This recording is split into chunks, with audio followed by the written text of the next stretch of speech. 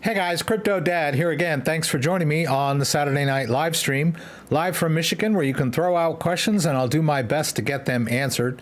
We'll talk about Bitcoin, we'll talk about the news, we'll talk about altcoins, going to move some crypto around for you guys, and I'm going to talk about the importance of the seed phrase, not only in recovering your wallet and keeping it safe, but in its versatility. A lot of people kind of overlook this fact about seed phrases, and I want to talk about just how compatible wallet seed phrases are with other wallets.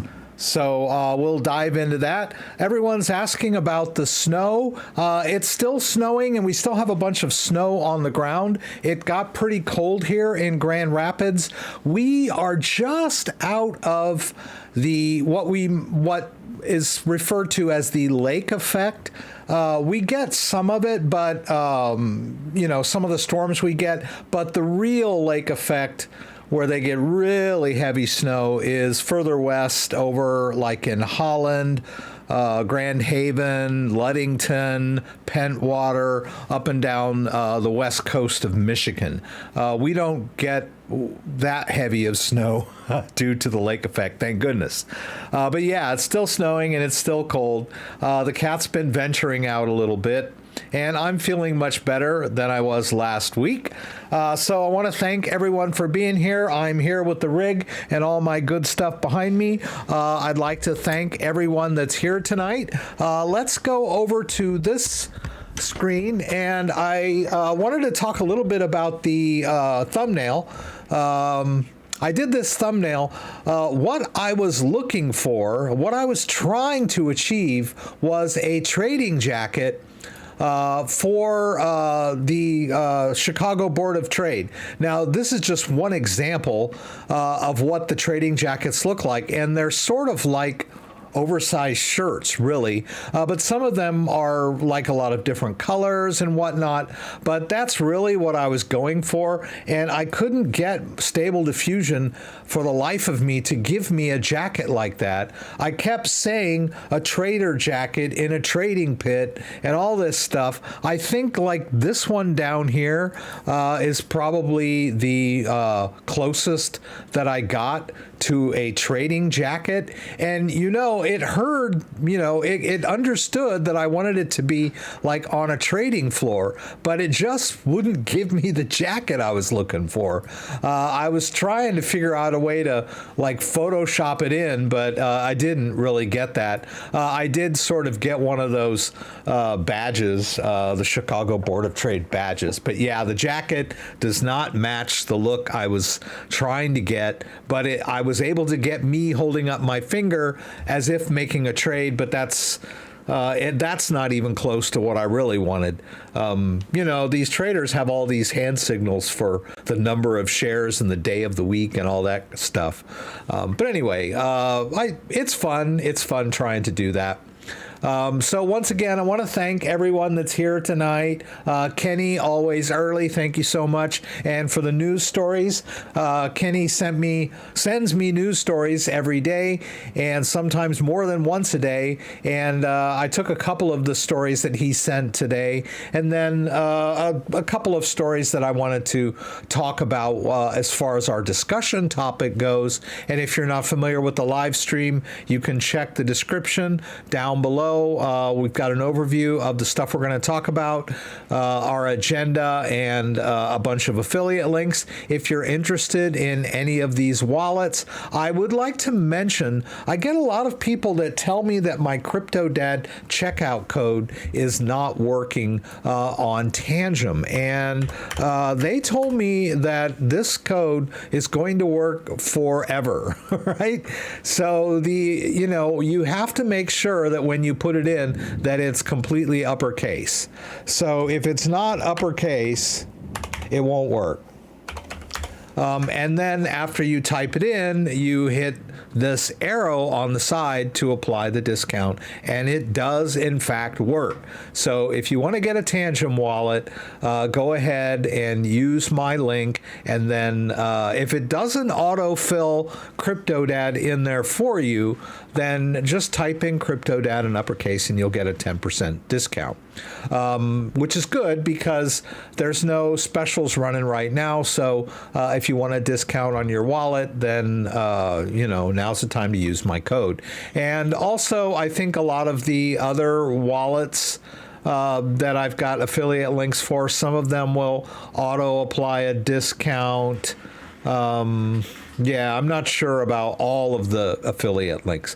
And then, of course, down at the bottom here, I've got the news stories that we're going to talk about tonight, and then several ways to get a hold of me. Please get a hold of me if you have a question and I miss it during the live stream. I'm begging you, please send me an email. It's really frustrating for me when I rewatch my stream the next morning and I see that someone asked a really easy question and I could have answered it if I'd had seen it, and I feel bad, but it's really weird. I don't know why, but I cannot contact someone after the live stream is over. I cannot click on your name and send you an email or reply to your chat comment. I can reply if you leave a comment down below in the description. But that is not active until after the stream is over. So I get it. You're here. You want an answer to your question. I get it. You type your question and I miss your question and you're frustrated and you're mad that I didn't answer your question. Just take a couple extra minutes to write your question either in the comments down below the video or just shoot me an email. My email's right down here, thecryptodad@gmail.com. I'd be happy to answer your question. I hate leaving people hanging, and especially when it's a question that I could have answered easily. So I apologize in advance if I miss your question. Anyway, Kenny, Mr. Miskey, Gregory Whelan, thank you so much. Zach C is here. Daniel Barry Sports Highlights is here again. P. Wizzle, Asil, always a pleasure to have you here. Emmanuel Holland, who asked me earlier in my YouTube comments, are you doing your live stream? I said, yeah. JDO is here. Good to have you, JDO. Thank you for being here. I know JDO gets a little frustrated if I miss questions or if I mute my mic. So I'm going to try to do my best to be a good host to you tonight, JDO. Thank you so much for all of your kindness and for moderating. I don't see Dan here. Dan's another moderator. He'll probably filter in. Home of where you can go through a pan of boiling water and it hits the ground as ice. Yeah. Have you done a vid with printing seed to metal plate? Yeah, I've done a few videos on metal medium for backing up your seed phrase. We'll talk about more about seed phrases tonight. But yes, I've done a couple of different ones of that nature, so to speak. What am I trying to do here? I want to get up here. Can I do this? What am I trying to do? Oh, I guess I want to do this. Aha, here we go. Let's see, backup. Yeah, there's backup and there's restore. So I think the backups, this one's Crypto Steel. Here's Black Seed. Here's the crypto tag. And I know I've done some others, but I may have used a different word. So, yeah, I mean, here's the one for the crypto tag. I'll put a link to that down in the description below. That's, I guess, the best selling. And then here's another one for Black Seed Ink, which is also a metal medium. This one, you kind of scratch your words into the plate using kind of a pen scratcher thing. And then this is the Crypto Steel capsule. Yeah, and I'll paste that in there for you. Yeah, so, yeah, and like I said, we'll talk about seed phrases in much more detail tonight. Once again, thanks everyone for being here. Let's go ahead and jump into the news. I haven't even launched my browser, my goodness. And I probably got all kinds of crazy stuff. Oh, I was doing some research on my favorite game. Let's see here. Let's get this. Yeah, we're going to talk about that. And this. And let's see here. Oh, I love Stefan. Bill Hader. All right, let's go. This one. Yeah, this is our top story. Nasdaq and CBO, Chicago Board of Options and Exchanges, I think that's what it stands for, applied to offer BTC ETF options trading, received fast response. You know, we talked about this last week. People were asking me questions about leverage and that sort of thing, and I guess you don't get it as much with just a flat ETF. You know, that's like a stock. You buy it or you sell it. Oh, they were asking if you can short ETFs. That's what it was. And I was speculating that it might be possible if they had options. And here we are this week. They're going to Nasdaq and Chicago Board of Options and Exchange, Commodities and Tradings, whatever, are going to or have applied to offer options, which will make things really interesting. Options are the next logical step for Bitcoin ETF trading and could begin by the end of February, according to an analyst. On January 19th, United States acknowledged, okay, I thought this was approving the ETF, acknowledged Nasdaq and CBOE's proposals to begin options trading on Bitcoin exchange traded funds. Oh, by the way, Bitcoin's a bit up today. We were talking last week about the pullback after the approval of ETFs of Bitcoin, and Ethereum had sort of gone up in that time frame, but this last week things have started to look like they're pulling back. Today is kind of a reversal of that, as we're seeing Bitcoin back up towards 42. We were flirting with 40,000, and I'm assuming that we held. I guess Dan would say we have to get through Sunday to really know whether we're going to hold or not. Nasdaq filed a rule change to list and trade options on BlackRock's iShares Bitcoin Trust. The CBOE applied to trade options on ETPs, exchange-traded products that hold Bitcoin. CBOE launched 6 of the 10 BTC ETFs recently approved by the SEC. The ETFs began trading on January 11th.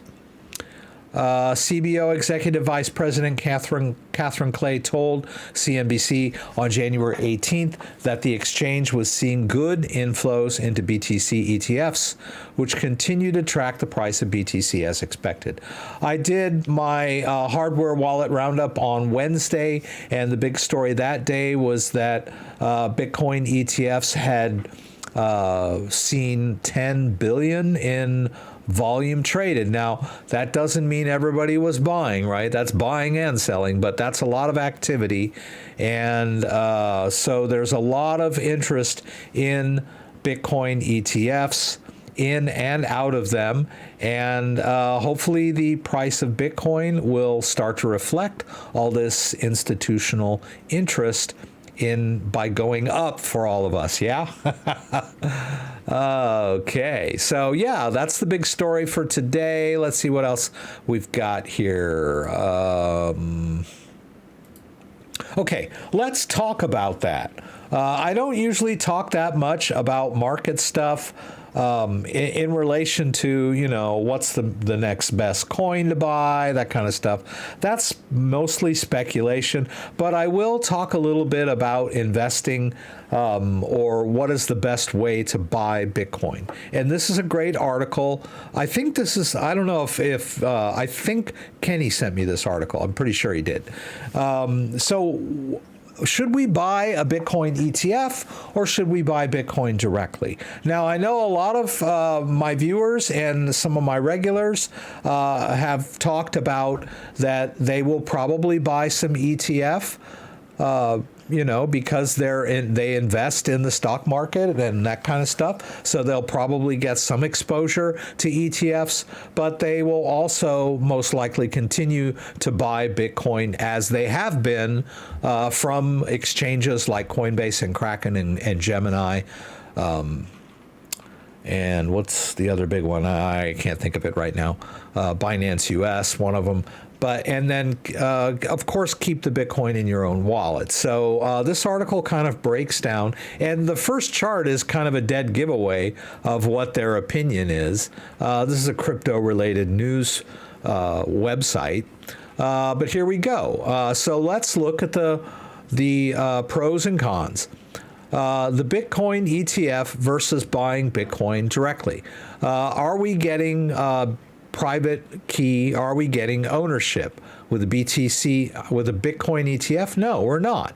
They are holding our Bitcoin for us. We do not own the Bitcoin specifically. I mean, legally, we're entitled to, the proceeds or whatever. We're entitled to sell it or buy more and all that stuff. But things happen, right? FTX collapsed, Celsius collapsed. I don't think BlackRock is going to collapse anytime soon. But the point is, you do not own your Bitcoin when you buy shares in an ETF, right? Who controls the Bitcoin? The ETF provider, right? Not you. If you buy it directly, then you control your own Bitcoin. You keep it in your own wallet. Does it trade 24/7? Bitcoin ETF? No. It only trades during trading hours, like stock exchange trading hours. Buying Bitcoin directly, anytime, day or night, 24/7. So that's another advantage. Technical expertise required. Okay, here we go. This is the big one. You don't need as much technical expertise to invest in a Bitcoin ETF, which is kind of the point. That's probably why people in the crypto sphere have been hoping for ETFs, because people with lower expertise that want exposure to Bitcoin will be able to get it. But as far as you personally, you don't need as much technical expertise to buy shares in an ETF, but you need more technical expertise to buy Bitcoin directly. But it's in your best interest to go the extra mile to gain a little expertise. I mean, we live in a world where we have the internet at our fingertips. I mean, we could learn about anything for free, within reason. I mean, there's paid things we can do if we really want to do a deep dive. But I mean, realistically, you could research any topic for free by watching videos or reading articles or doing Google searches, reading forums. I mean, it's not that difficult to gain the technical expertise that you need to custody your own Bitcoin. I've devoted my entire channel to helping people gain that expertise. Purchase fees. All right, so purchase fees are somewhat higher on a Bitcoin ETF. Lower on a BTC Direct.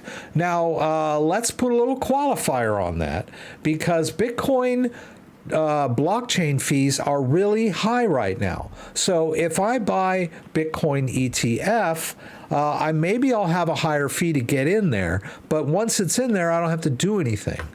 Right? Now, if I buy BTC on Coinbase, yes, it's cheaper. The fees for buying the Coinbase, I'm sorry. The trading fees on Coinbase are cheaper, but if I want to put it in my own wallet, I'm going to need to transfer it from Coinbase to my wallet, and those fees, at least lately, have been somewhat high. So this kind of evens out, really, when you think about it. The fees required to not only buy the Bitcoin, but get it in your own wallet. I would say they're probably about even, right? All right, so the article goes on a little more, explains what ETFs are and what Bitcoin is and how you buy it directly. We cover all that kind of stuff, but I did want to just point this article out for those of you who may be new and you're joining this live stream cold and you want to know more about the Bitcoin ETFs and what this channel is all about. This is a good breakdown of the pros and cons between the two types of Bitcoin ownership. You can't really call an ETF Bitcoin ownership. Scott, thank you for being here. Always good to have Scott here. Shirley Fortress, verify on chain, do your own research. Looks like the largest DAI wallet just bought 33 million of Pulse Chain. Pulse Chain is a scam, man. Please don't talk about Pulse Chain in here. Richard Hart has a warrant out for his arrest. So please don't talk about spam tokens in the live stream. I'm begging you. Okay, what's our next story here? Okay, yeah, this one here. Oh, let's just, not that one. Let's just switch. Well, let's do this. Let's go here. Okay. Oh, hi, kitty. What? What are you going to do? You going to get up here? Because no one can see you down there. That's right. Okay. Kitty's made an appearance. I don't know what. Oh, he's cold. Oh, he was outside. Yeah. I'm glad you came back, dude. Yeah, it's like there's been serious times where we're like considering, I don't want to get hit with animal cruelty by letting my cat out in sub-zero temperatures. So sometimes, like, he's at the door meowing, and we're like, we cannot, in good conscience, let you go outside. Yeah, he's okay with it being cold. He's not bad with it being cold. He doesn't like when it's really windy and snowy, though. He doesn't. That bothers him, and he'll want to come right back in. I guess he left. I guess he's not gonna make an appearance. Anyhow, so yes, impact of Bitcoin ETFs. Revolutionary change or colossal dud? Well, we're going to talk about that because we have, as far as the crypto community, the people that were holding Bitcoin and other cryptocurrencies have been waiting for a Bitcoin ETF since 2017 and maybe before that. And it's finally hit, and we're sort of languishing in a sideways market, flirting with, the bottom dropping out. We don't know, right? So is this a big thing or is it just a dud? So let's look at this little story here. I thought this might be an interesting read. After pushing for more than a decade, the cryptoverse finally got what it wanted. Bitcoin for sale and trading on major United States stock exchanges, albeit in the form of an exchange-traded fund. But be careful what you wish for. No sooner had the U.S. Securities and Exchange Commission handed the crypto sector a belated Christmas gift, 10 years in the making, Bitcoin's price pulled downward again. Many predicted that this drawback would happen, and it's probably just a hiccup, but it raises questions about the after effects. Will the SEC approve 11 spot Bitcoins on January 10?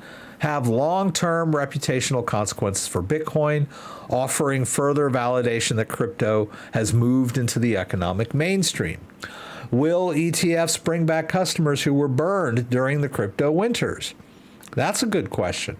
I know a lot of people that really, including myself, that got really burned during the 21-22 crypto winter. It was brutal. But I hung in there. But I know a lot of people that were just like, I'm never going to invest in crypto again. Are individual investors ready to dive back into Bitcoin after the past year's bankruptcies, scandals, and price gyrations? What if major asset managers like BlackRock and Fidelity build their Bitcoin ETFs and nobody comes? What is the probability that the new ETFs appearing for the first time on the New York Stock Exchange will fail to gain traction with investors? Good, very good questions. Regarding enhancements to the so-called brand, I believe SEC approval will cement Bitcoin's reputation. John Nahas, Senior Vice President of Business Development at Ava Labs, told Cointelegraph, and this is kind of what everyone predicted. Bitcoin was already in the economic mainstream before the approval, in his view, but the new U.S. ETFs will only reinforce the early adopters, further solidify its many supporters, and begin to convert the remaining skeptics. It will no longer be seen as a fringe or exotic asset, but as one embraced by traditional financial players. Let's see, Chris Broderick Broderson, managing director at business advisory accounting firm Eisen Amper, was more measured, suggesting that what really matters still lies ahead. SEC approval is just that, approval of a non-security commodity, not an endorsement, he told Cointelegraph. However, the result of the approval will be an expansion in the discussion of Bitcoin, its underlying technologies, and ultimately its value in a diversified portfolio. The real importance of the increased investment in cryptocurrencies that may come from ETFs is that it will potentially serve as a catalyst for innovation and adoption, right? Because Bitcoin is Bitcoin, but the blockchain technology underlying Bitcoin is an emergent technology. It employs advanced cryptography only made possible by high-speed computers in the late 70s. We're talking about something that has just been born, basically, in the last 40 to 50 years. And now with high-speed computers and this advanced cryptography, it's now being applied. And this is, I believe, is the killer app for public-private key encryption is Bitcoin and cryptocurrencies. So innovation, right? Let's see. While many investors and crypto advocates view Bitcoin as digital gold, the underlying value of blockchain technology is overlooked, as I just mentioned, right? In the meantime, Bitcoin itself still has some ways to go. Mass adoption and price appreciation are needed before Bitcoin can earn this precious commodity status, and true validation will only occur if asset managers, private wealth management advisors, and similar entities invest in Bitcoin over the coming year. Right, so we need to have the financial advisors start investing in it and start recommending it to their institutional clients. As far as I know, I think a lot of financial advisors that are okay with crypto will generally recommend maybe a 1 to 3% of the portfolio, right? You got stocks, bonds, and then your crypto should only be like 1 or 2% of your nest egg, right? Traditional, right? Will a spot market Bitcoin ETF attract retail investors in any significant way? There are reasons to think that last week's event can make a difference on this score. These asset managers are long-standing, deeply entrenched financial institutions that perform extensive due diligence. They would not support any asset unless they had thoroughly vetted it and there was substantial demand, right? Well, I think the demand really is what drove the push for the ETF, and I believe that the demand will continue to push the financial advisors and the traders towards investing in, trading in, and recommending Bitcoin and other cryptocurrencies eventually. And I won't read the entire article, but it's an interesting read. As I mentioned, I've got all of these articles linked down below, right? So once again, I want to thank everybody. I got a couple more stories, but they're more oriented towards our discussion topic tonight. That kind of wraps it up for the news. Let's see what I got over here. I think it's just this. Yeah. So I'm going to cover this article here. It's linked down below, but I would like to sort of catch up on what you guys are talking about. Can you show any examples, ways to reduce fees transferring Bitcoin from Kraken to a Ledger Nano X? I can't really demonstrate right in front of you because there's really not much you can do to mitigate your transfer fees on the spot, right? So if I buy some Bitcoin on coin, what was yours? Kraken. Okay, so if I buy some Bitcoin on Kraken, Kraken is just, if I try to withdraw it, Kraken is basically just going to sort of pass along the Bitcoin blockchain fees. They might charge a slight premium, just as, you know, being at a business, but generally most of the exchanges are just passing along the fees that they have to pay when they do blockchain transfers, because that's basically what's going on when you make a withdrawal from your Kraken account to your wallet. You're doing a transfer from a wallet to a wallet, and you're getting transfer blockchain fees. Now, what you can do to mitigate fees is wait for off-peak hours. So blockchain fees are dependent on network activity. So if there's a lot of high network activity, you're going to see high fees. Now, this has always been the case with Ethereum, and it's been always been the case with Bitcoin, but I don't know, over the last couple of months, we've been seeing very high Bitcoin transfer withdrawal fees, or any kind of transfer fee from your own wallet to your own wallet even. So, but if you do transfers on off-peak hours when the activity is lower, then you can mitigate some of those fees. So, for example, late at night or very early in the morning. Now, it used to be that there was a lot of activity over in Asia in the early days. So, I mean, you didn't want to be doing your transfers like just as the Asian markets were opening, you know, and that kind of stuff. But you could get a feel for it over time that you could reduce your fees. Another thing that you can do with Bitcoin fees and Ethereum fees, but I think Bitcoin fees even more, is don't do them piecemeal. So in other words, the higher the amount, the lower the fee percentage-wise generally.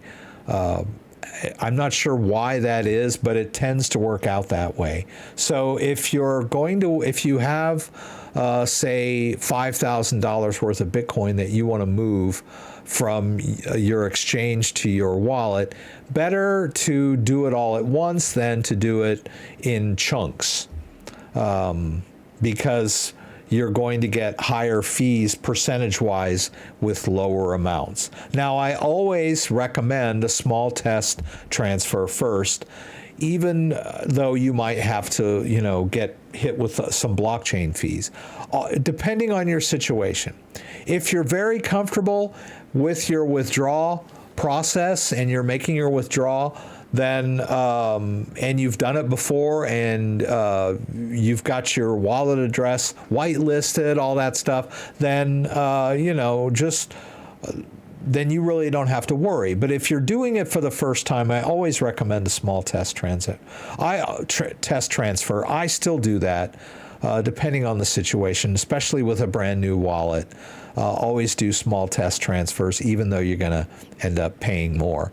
And always keep in mind that if you're storing Bitcoin in your own wallet, you're doing so with an eye to the future. And if you're looking to hold Bitcoin until it hits another all-time high or goes to the moon, unimaginable heights, or whatever your strategy is, keep in mind that a $10 fee on a $1,000 transfer is not going to really matter when that $1,000 worth of Bitcoin is worth twice as much, or 3 times as much, or even 5 times as much next year, or in the next 5 years. So kind of keep an eye to the future when dealing with Bitcoin fees. I know it hurts. I know it hurts. But yeah, so that's what I have to say. Let's see. Greed will push institutional investors and fund managers like laws of physics. Diatom Ranger. Very well put. I think you put that better than I did, right? JDO, we pay both network fees and exchange fees for the services. Yes. Asil, pre-orders for the next Solana phone started this week. Yes, I talked about this a little bit on Wednesday. Oh, looks like I'm got my caps on somehow.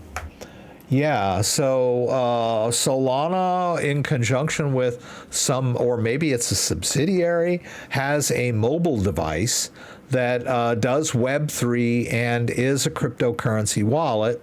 Oh, C. Diesel, you're very welcome.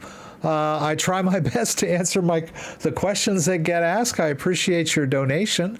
I would really love to have one of these things, but I don't know that if I were to ask them to send me a demo, I don't know that they would really see the need because they're already like backlogged and backordered, and people are scooping them up like candy. So I don't know that I'd be able to get my hands on one of these, but it's cool. It would be nice to have something like this. But we talked about seamlessly onboard your favorite Solana wallet and securely transact across dApps with ease. I've looked this thing up and down, and I still don't consider it a hardware wallet or a cold wallet. The terms are sort of interchangeable, but generally when you talk about a cold wallet or a hardware wallet, you're talking about a device that, is this? Oh, I see. Okay. I didn't hear that. And because I forgot to switch my speakers back over to this when I'm playing games. There we go. Now I'll hear it. You're talking about a device that holds the private key on separate, offline, right? The private key doesn't touch the internet. So a Ledger device, a Tangem card, a Trezor device, I always forget this name, a Keystone 3 Pro, Air Gap, a Cold Card, any of those types of devices that hold your private key offline are considered hardware wallets. A phone that is running a wallet directly on the phone is not a cold wallet, it's a hot wallet, because the private key is being stored on the device, and that device is exposed to the internet, so to speak. The same with desktop-based wallets. If you have a desktop-based wallet like MetaMask, where you just have a seed phrase, well, the private key is stored on your computer in your browser settings, right? It's encrypted and all that good stuff, but it's not separate from the device. It is exposed to the internet. So that is the definition of a hot wallet. So I'm not sure what to make of this Solana wallet. I'm going to keep calling it a hot wallet until someone tells me otherwise, because the device itself connects to the internet through Wi-Fi and I guess wireless technology, and the private key is on the device, right? There's no separate thing for the private key. It lives on the device, and the device is connected to the internet. But really a cool thing, right? What can I say? Let me see. Let me get down to the last here. Thank you so much again, C. Diesel, for that. What happened with Ledger Stax? No word on Ledger Stax. My mindset on the Ledger Stax is just to forget it even exists, because I'm going to drive myself nuts worrying about it every day. It's on their website. You can't even order it now. That for the first year, they would let you pre-order it. Well, they couldn't deliver this thing because of the screen. That's the story, is that they can't build the screens to scale, which means if they get all the material to make 100 devices, and they make 100 devices and only 5 of them have a screen that works right, then that's not at scale, right? That's the problem. That's the way it's been explained to me, is that they cannot build these things to scale with this screen, this e-ink technology screen.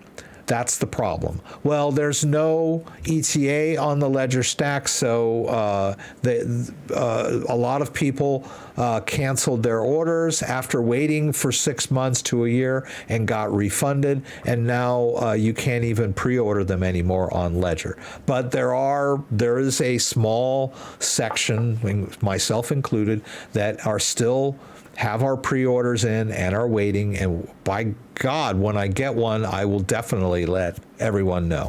But no word. They don't give us any indication of when they're going to ship this thing, if ever. All right, that's all I can tell you. I wish I had better news for you on the Ledger Stax. Would it be a tax write-off if you bought one? I'm not sure if you can write a wallet off as a tax write-off, unless you could somehow prove that it's for business purposes. I don't know that investing in crypto as an individual counts as a quote-unquote business. I don't know. Yeah. Sil, thank you for that donation.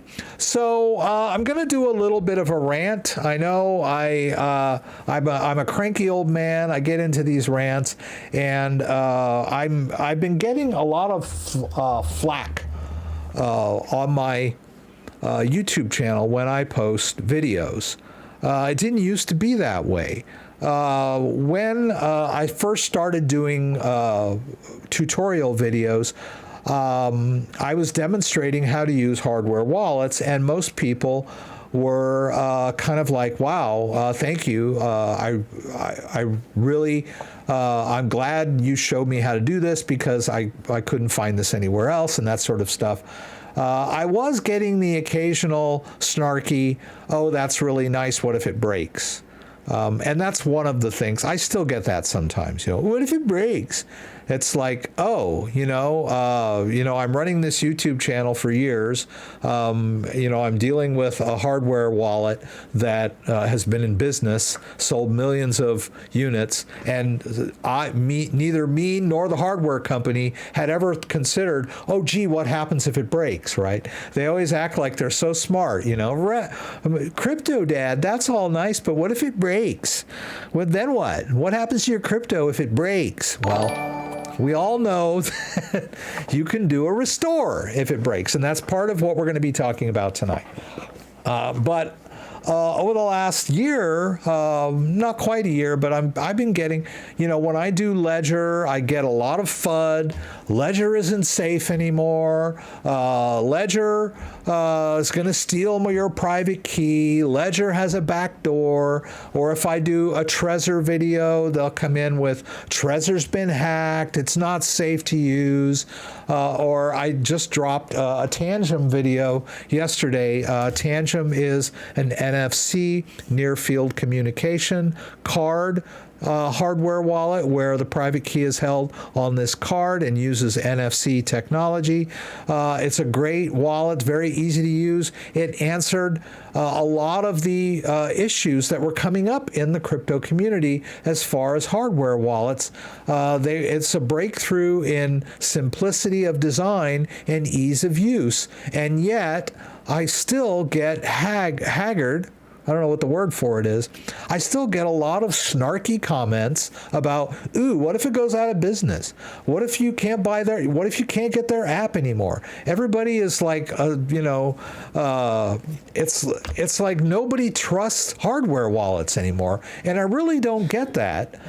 Because it's still hands down the safest and secure way to hold your crypto. So, I mean, I don't understand what you have to gain by like tearing down confidence in hardware wallets, other than you work for BlackRock or the SEC and you're a paid troll and you're just trying to scare everybody out of self-custody and hope that they'll put all their money in BlackRock and just forget about self-custody. That seems to be the way it feels to me. But I always get that with Tangem. They always say, ooh, what if they go out of business? And I get really sick of it because the solution is so simple. Tangem wallets can use an optional backup phrase. So if you're a newcomer, it's a great, easy wallet to use.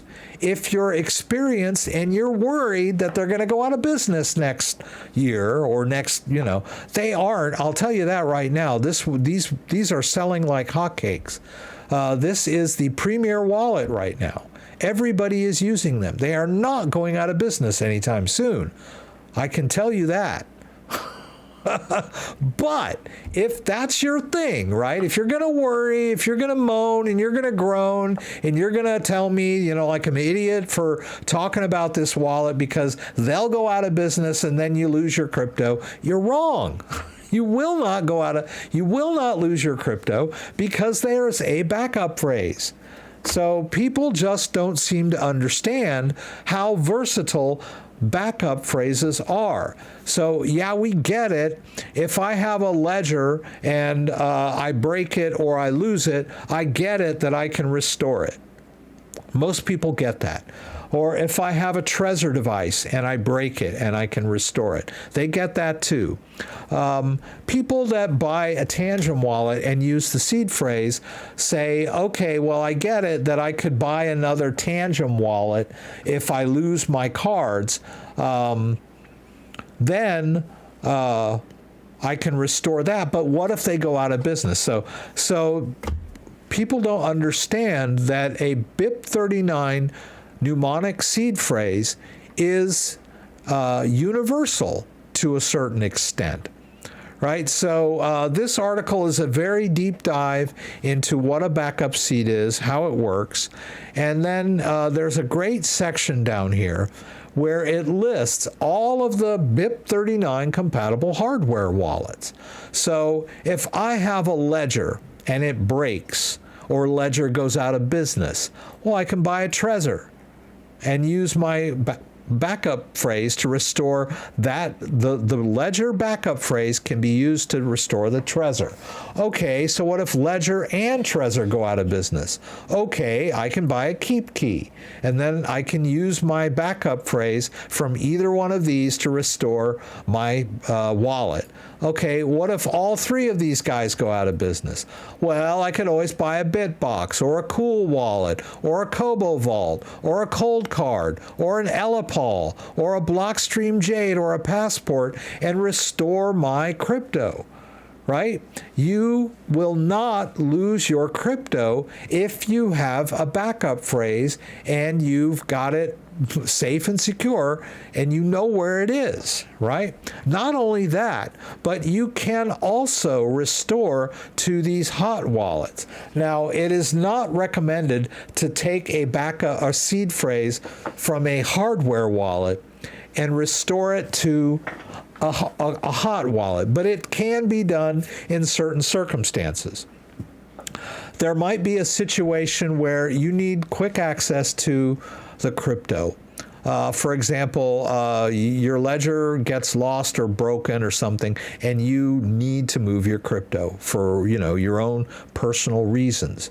And you have your backup phrase. You could quickly restore using Electrum, get access to the crypto, and then move it wherever you're trying to get it to. Whether you're trying to send it to a friend or an exchange, or you needed to buy something with it or whatever, this is a good stepping stone, right? I have often used, these are the desktop-based wallets, right? Exodus, Samurai, Coin Wallet, Blockstream, Wasabi, all of these wallets are BIP39 compatible. And then you have all of these mobile wallets. Now, like I mentioned, the software wallets and the mobile wallets are hot wallets, right? So it's not really best practice to move, to take a seed phrase that you, for one of your hardware wallets, and then bring it into one of these wallets. But you can in a pinch. I've done it. And I've used, I don't even see Trust Wallet on here. I don't know why it's not on here. Trust Wallet is a great wallet. I don't know why it's not listed here, but it's not. But I know Trust Wallet is BIP39 compatible, right? So if we go to Trust Wallet, if you go to, and I've done a couple of tests here, I don't know how many of these I can do. They have kind of a, all right, so we choose add existing wallet, and then you put in your, so you say multi-coin, and then you put in your mnemonic, and boom, you have access to your crypto from your phone. So this has happened to me before where I had something, I forget what wallet it was, but I wanted to get access to the crypto right away. I think it was a MetaMask wallet or whatever it was. I put it in here, boom. I pulled the wallet up on my phone, and then I moved the crypto to an exchange, right? So you can do that. That's part of the versatility of cryptocurrency, and that is really kind of one of the beauties of the BIP39 backup phrase. So yeah, if you have one of the old Tangem wallets that does not have a seed phrase, then you're kind of stuck in that situation. Like I said, they're not going out of business anytime soon. But if that concerns you, then you can buy a new one and just transfer your crypto into a newer one that has a backup phrase, right? Same with any wallet, right? So if and also another thing that I get a lot of is I can't find my seed phrase.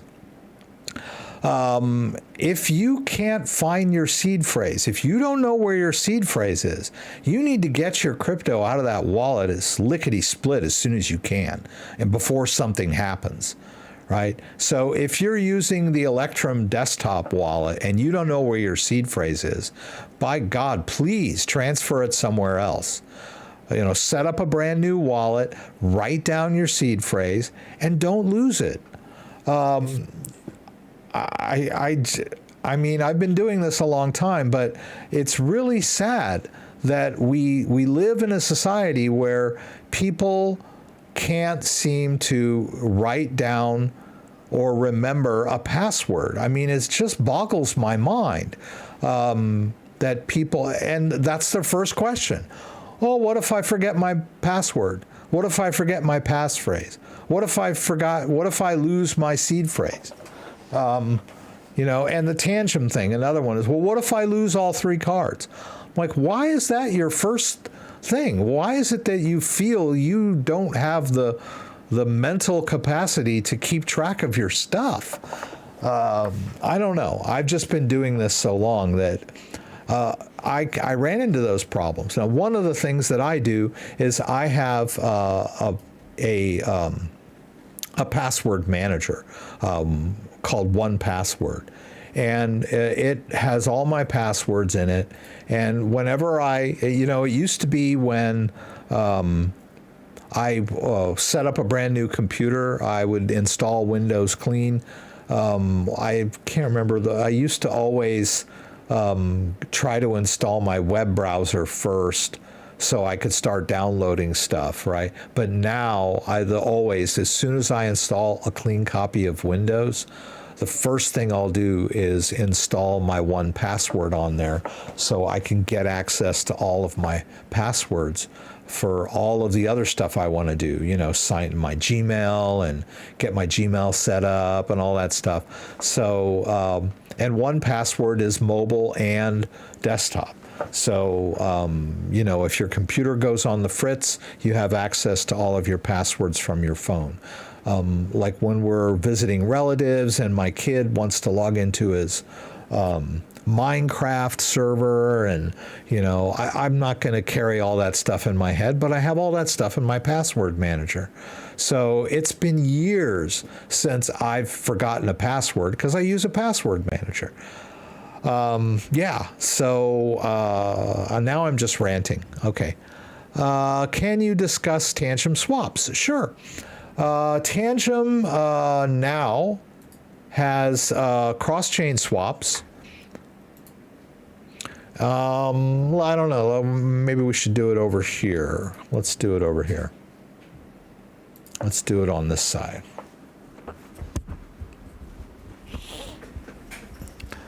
Oops. Oh.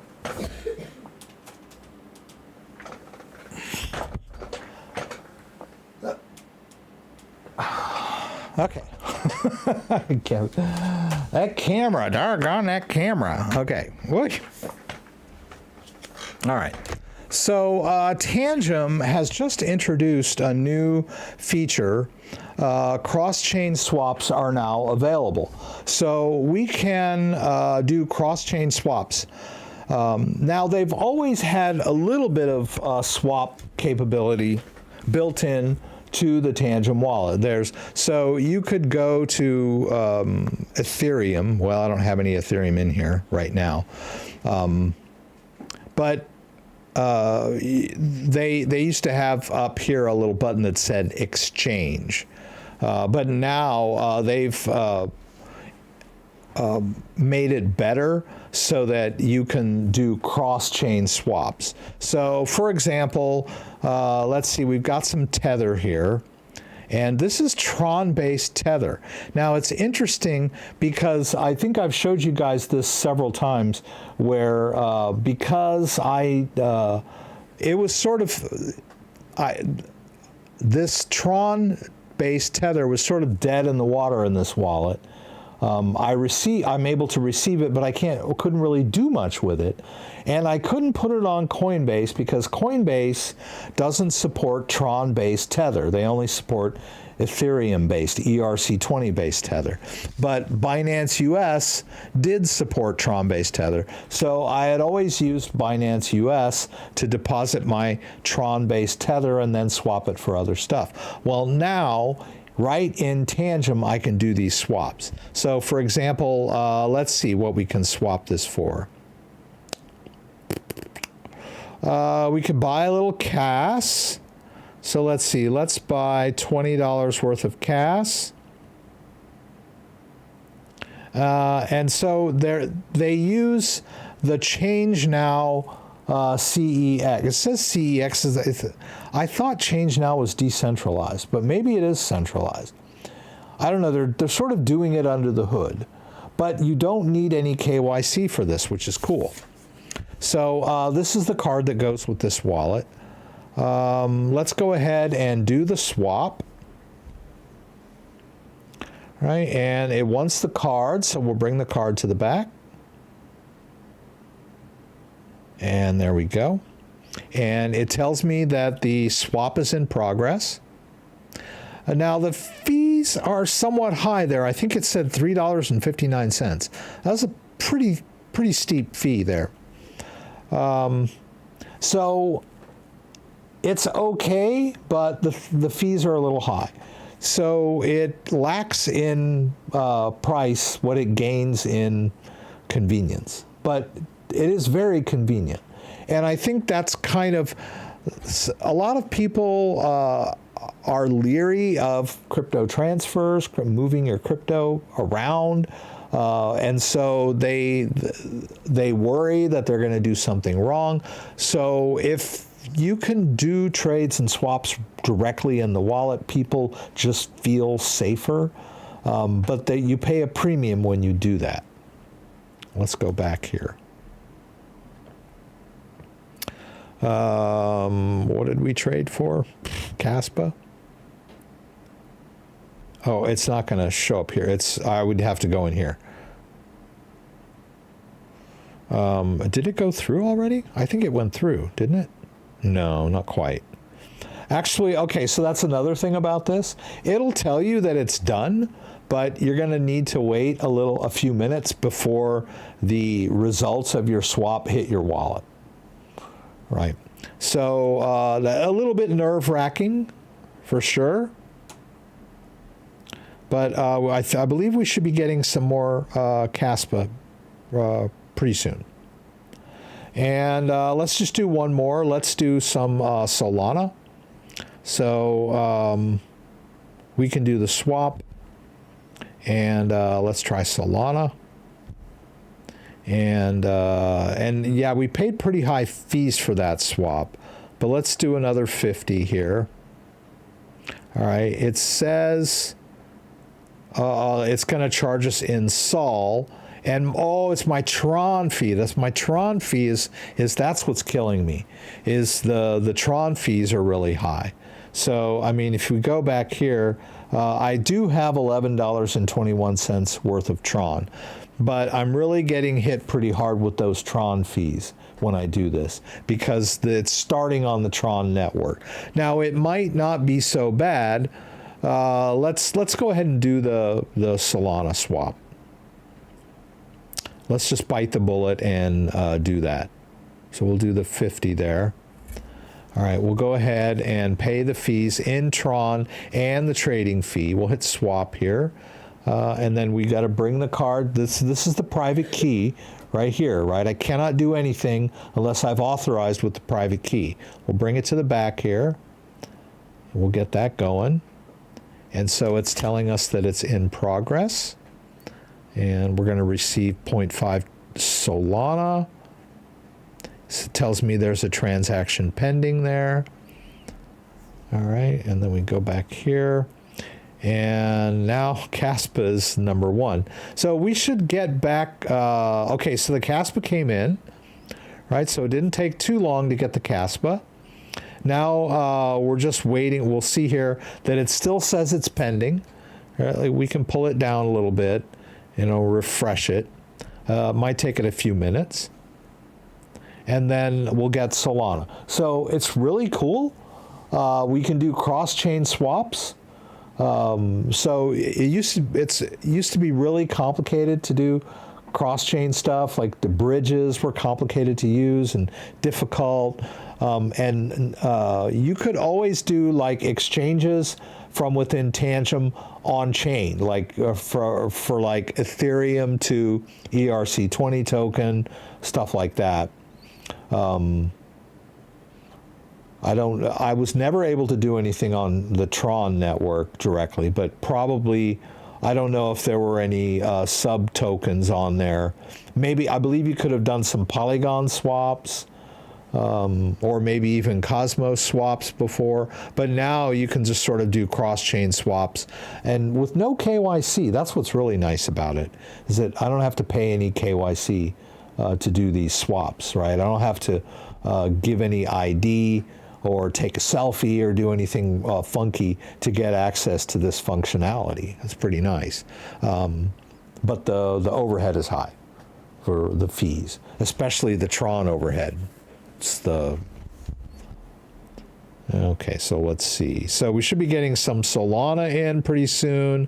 And I don't know that they have any Solana tokens. Let's check.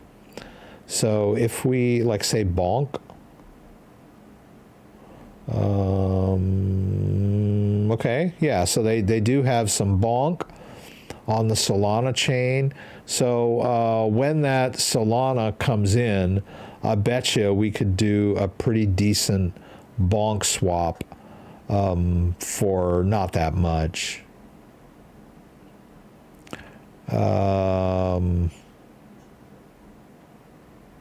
Yeah, the fee is going to be a penny. I'm just looking this. I'm not sure what this is. Probably slippage. Network fee coverage will be reduced to cover the selected fee level. I don't have enough in here to really do a. Okay, there. Okay, so now the Solana came in. So we lost a little bit in Tron when we did that, because I think I had like $24 worth of Tron when we started. I'll have to review the video. Yeah. So pretty cool. And so now that we've got more in here, we should be able to do a fairly decent size swap here. It's like, say, 0.5. And we shouldn't get hit too much with the fees, right? We're paying. So on-chain sol swaps have always been possible. Yeah, I was going to do a video on this, but I just dropped a video yesterday on doing the what happens if you lose your phone, right? There's another thing people are going, oh, what if I lose my phone? Am I going to lose my crypto?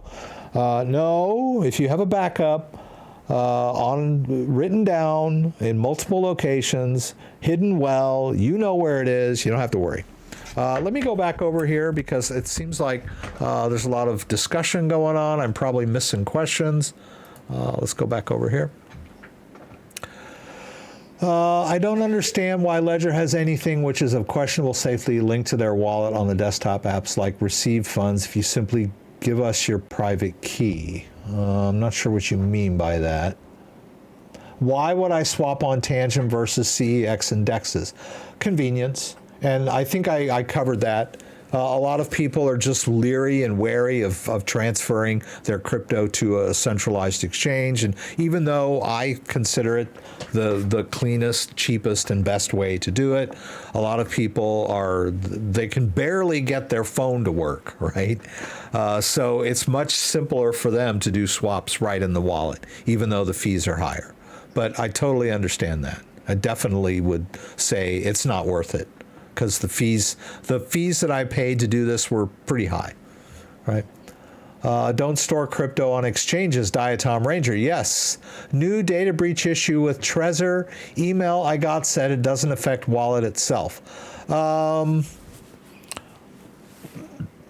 There's always going to be data breaches. You know, unfortunately, companies that make crypto wallets are also companies that have servers and customer lists and all that kind of stuff. I know they're in the business of security, but so is Equinox or Equifax or whatever. You remember that big giant breach of customer data for the credit the credit company Equifax, the ones that were doing credit checks? Well, they got hacked and like 10 million people got their data exposed, right? This stuff happens, and you know, no one said, oh, they're supposed to be secure, right? It's like, no, right? Where there's data, hackers will go at it, and not just it's not just that there's a hacker sitting in a cubicle somewhere that has hacker skills. A lot of it is insiders, corrupted employees, paid off employees, people that work for gangs that get jobs at phone companies and data centers. So it's a whole business. Now, I don't know if I don't even know, you mentioned something about a data breach at Trezor. I hadn't heard about it. But one thing that I will point out about the Trezor and the Ledger hardware wallets is there have been documented hacks of the devices in the past, but they had to have physical possession of the device. They used very specialized skills and very specialized tools to get the device apart and, you know, actually work on the, you know, the electronics, the solder board or whatever, however they did it. This does not affect people that are using their devices in the privacy of their own home unless the device gets stolen. But a lot of people think, oh, my cryptos, you know, that wallet is not safe, it's been hacked, so I'm worried, I don't want to use it. Well, it's not a remote thing, right? Okay, we're talking about data breaches. Let's see. You should consider that a possible for anyone, so we need to think what's best solution for us. Maybe choose wife, adult, child, or ETF, right? You got to have someone you can trust. Only 2 likes? That looks like bear market days. I bought a second ledger S which malfunctioned. I need to buy another ledger. Can I use the seed phrase on a ledger X, or does it need to be a ledger S since I'm restoring to a ledger S? Thank you for asking that question, Mountain Before You. The seed phrase is interchangeable with any of the ledger products. So a seed phrase for an X works with a Ledger Nano S Plus or the Ledger Nano S even. It's much more common for someone that has had a Ledger Nano S for many years to want to migrate onto a newer device like a Ledger Nano X. And the seed phrase is totally compatible between the devices. Yeah, I'm glad you asked that question. That was an easy one. Now, there are, you heard me earlier harping about how there is so much inter-wallet compatibility between hardware wallets that use BIP39 backup phrases. I did not talk about an issue that does happen that has to do with derivation paths. I've run into this issue a few times. If we go here, this is a great website, the Mnemonic Code Converter. You can just play around. Whoops. You can just play around with mnemonic codes here. Let's go here. I'm just going to paste that in for you. What's the easiest cold wallet to use? I would have to say Tangem. Tangem is really easy to use. Ledger is also pretty easy to use. Ledger and Trezor. The more difficult ones to use are like the Cold Card and the air-gapped wallets and that sort of thing. But simplicity, Tangem. I would go with Tangem. So we were over here. Now, I can generate a test 24-word seed phrase. Don't use this seed phrase. It's already been exposed to the internet. But notice that once the seed phrase is generated, it can generate private keys for multiple wallets. You'll notice down here it says coin. I could, all these different coins. So let's say if I go to Ethereum, right? And notice how all of the keys down here switch to Ethereum addresses, right? If we go back over here and switch it back to Bitcoin, BTC, then all of these keys are now Bitcoin keys, right? Addresses. This is basically the concept behind a hardware wallet, right? You can start with a 24-word seed phrase, and using that seed phrase, we can generate master private keys. And from those master private keys, we can generate a whole multitude of individual crypto wallets, even multiple crypto wallets. You'll notice here that there are several Bitcoin wallets here. Now these 1, 2, 3, 4s I think would be just sequentially wallets that you can generate within your hardware wallet. Not every hardware wallet can generate multiple Bitcoin wallets.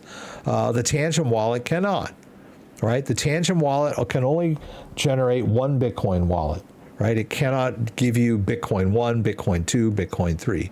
It's just because their focus was on simplicity and ease of use, right? There's not a lot of flexibility, but it is a great, easy wallet to use. Now, what can come into play when you're going between different hardware wallets is this thing up here called the derivation path. Like the derivation path can switch the keys that get generated. So, and some of these aren't that common.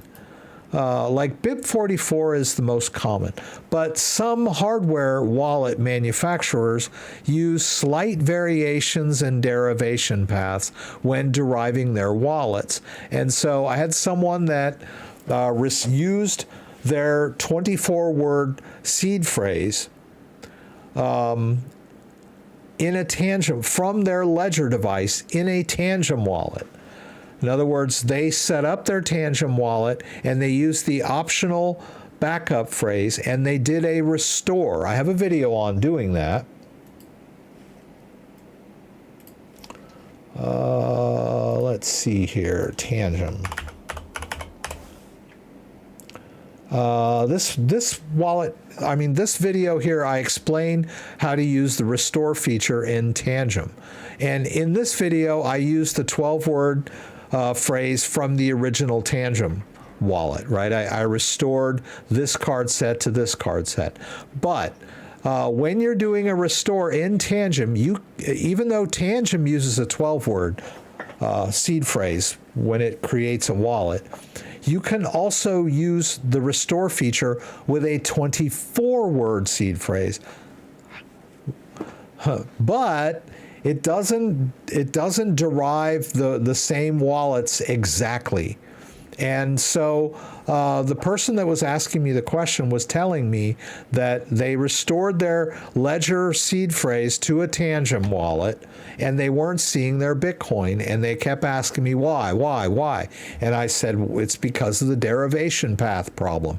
And he showed me a link to all his interactions with Tangem, and they were basically telling him the same thing, maybe not as clearly and concisely as I was, but they were trying to explain it to him.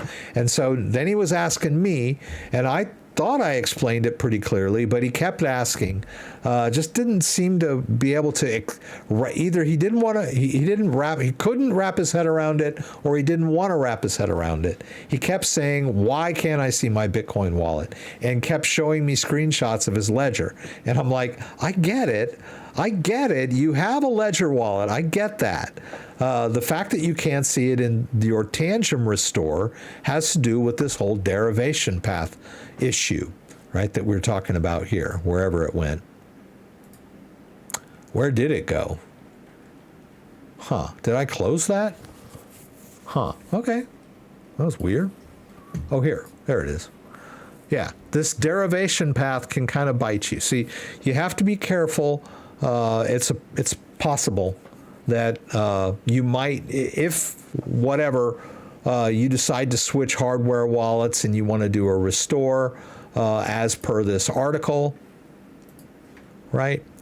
The wallet that you decide to migrate to may not be able to derive the exact same wallets. The wallets are there, right? It doesn't mean the wallet is not there. It just means that that particular wallet isn't going to derive that particular wallet that you did on the other hardware platform. Does not mean that the crypto has been erased from the blockchain. It just means it's not showing up in that new wallet. So my advice to him was, well, just use your Ledger to manage that one wallet you can't seem to see in your Tangem. Or just transfer from the Ledger to the Tangem. Well, but that was this whole thing from the beginning was, well, I don't want to do the transfer. I want to derive it from the seed phrase. I'm like, well, you can't. So bless his heart. It was a good exercise, but it's just one of the issues that you have to deal with. But yes, Mountain before you, yeah. You can interchangeably, between ledger to ledger, it's seamless, completely seamless. Since your password manager is always connected to your computer, it is always exposed, which a cold wallet should never be. Yeah, I believe that they do. The password manager stores your master password in an encrypted format on your computer. The idea with a password manager is that you use a very long password, master password, which would be very difficult for someone, even with remote access to your computer, to crack. That is one of the drawbacks to a password manager, is that your key is technically exposed to the internet, but that's why you choose a long, and it's not crypto, but it is a lot of personal and valuable information. I understand that. At some point, you just have to kind of throw up your hands and, do a risk assessment, which is better, losing your password or using a password manager with a slight risk. But that's definitely an issue. FYI, Rex is not promoting these tokens coins. He's just showing how to use them. Thank you, Dan. Hey, Dan's here. Good to have you here, Dan. Have you done a review of earn function on Ledger Live? Thoughts? The earn function is staking cryptocurrency within wallets. I'm not a huge fan of using Ledger Live to do my staking. There are much better ways to stake your crypto than directly in Ledger Live. There are specialized websites and wallets that you can use for staking, which have a better interface, work better, are not as quirky as Ledger Live. The earn thing with Ledger Live means that there are several, I might have several cryptocurrencies that are stakeable. Well, I'm already staking my Atom in the Kepler wallet, so I really don't need to do that. The STETH, I don't really have enough to really worry about it. If I were going to stake my Solana, like I said, I probably wouldn't do it within Ledger Live. There are other ways to do this. Ledger Live is one of those, people do it because of convenience. We looked at the whole, let's trade within our Tangem wallet. Well, that's all well and good, but it's a bit pricey. With Ledger Live, I don't really think Ledger Live is a great place to stake your crypto. Sorry, I'm gonna say it. I'm sure Ledger probably doesn't appreciate it, but I prefer to use Ledger Live and my Ledger device as a wallet. Where I love that I can look at all my crypto, I can see all my crypto, I can manage all my crypto, I can transfer it back and forth, all that good stuff. But I don't really use Ledger Live to do my staking. But it only works with stakeable tokens like Cosmos, Ethereum, and Solana. And there might be some others that I just don't have any of. It's just a convenience factor. Yeah. Let's see, where are we at? Are you familiar with Electrum's method to generate seed phrases? Supposedly it's unique and can only be used for that version of Electrum at the time. Not sure if the latest version is compatible. I know I used to use an older wallet called, I can't even think of the name of that wallet anymore. I used it back in 2013. Anyhow, it had a very weird way of presenting the seed phrase. It wasn't a BIP39 standard backup phrase. Armory, that's it. I remember that. Armory wallet. It's still around, but I still can't get it to restore any of the seed phrases that I wrote. Not seed phrase. It's a backup phrase, whatever it is, and it's non-standard. So you're talking about the Electrum Bitcoin wallet having a non-standard way of generating a seed phrase. I thought that it was a BIP39 compatible seed phrase. Was not aware that there was anything weird about the way that it generated it. You can generate your own seed phrases. Like you could do it here. I mean, we can generate seed phrases all day long here. You wouldn't want to do it while you're online, but you can use this piece of software to generate valid seed phrases. It's pretty decent. They have a way of doing it offline. They had alternative tools, offline usage, right? You could download this offline and do this so that you're not exposing your seed phrase to the internet. I've got this Alapal Joy, this little cube that I can use to generate seed phrases. I think it's pretty cool. There are scientific ways of generating seed phrases using the roll of a dice and that sort of thing, but only do this if you're like super tech oriented, super secure. The hardware wallet that you buy generally does a pretty good job of generating a seed phrase when you initialize the wallet. Probably a good idea to just like rely on that rather than going out of your way to, generate your own. I know some people, they just are not comfortable. No matter how many things you tell them, they're always going to doubt. So they're always. But it's fine. I mean, if you really want to generate your own seed phrase using, a set method, that's great. But don't just try to do it off the top of your head. That's a really bad idea to try to just generate a seed phrase, because humans are just terrible at generating randomness. So it would not be a good idea.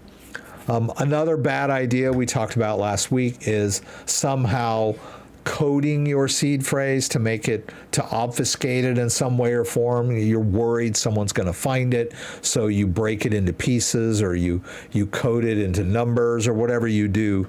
That's a horrible idea, because then you're the only one that knows how you did it, and you might forget. You might after a year or 2 years, you might totally forget. You might get injured, have a stroke. I mean, and now your loved ones, all they have are a bunch of code they don't know what to do with, right? If you have a seed phrase in standard format, hidden in a safe place, you can tell them, or keep a letter with your lawyer, go check under the huge oak tree. There's a safe out there.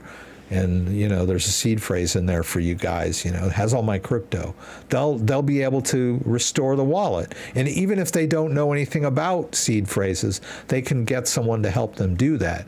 But if all you've left them is just a bunch of gobbledygook code that you invented, and you're not around anymore, well, then that crypto's gone forever. So. Let's see. Thank you. Can I superverse super on Ledger? Don't know. I'll check that. That is a legitimate question. Let's see. Let's go to ledger.com. Oops. And let's see. Supported crypto. What is this thing you're asking about? Super? Super.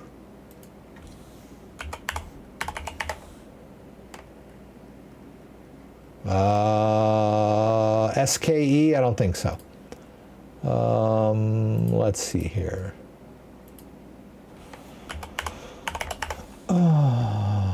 Superverse. Okay.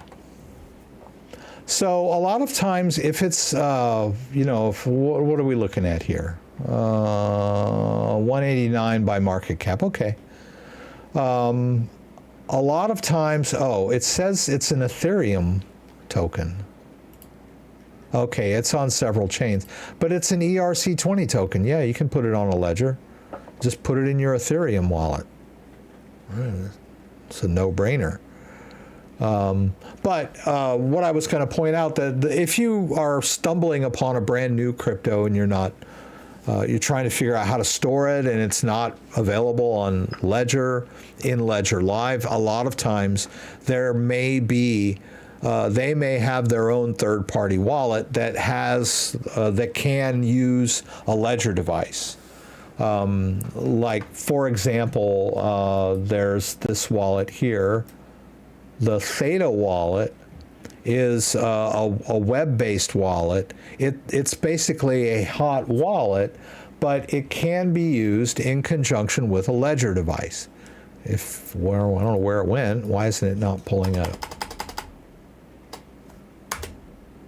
Well, it's not doing me any favors tonight. Okay.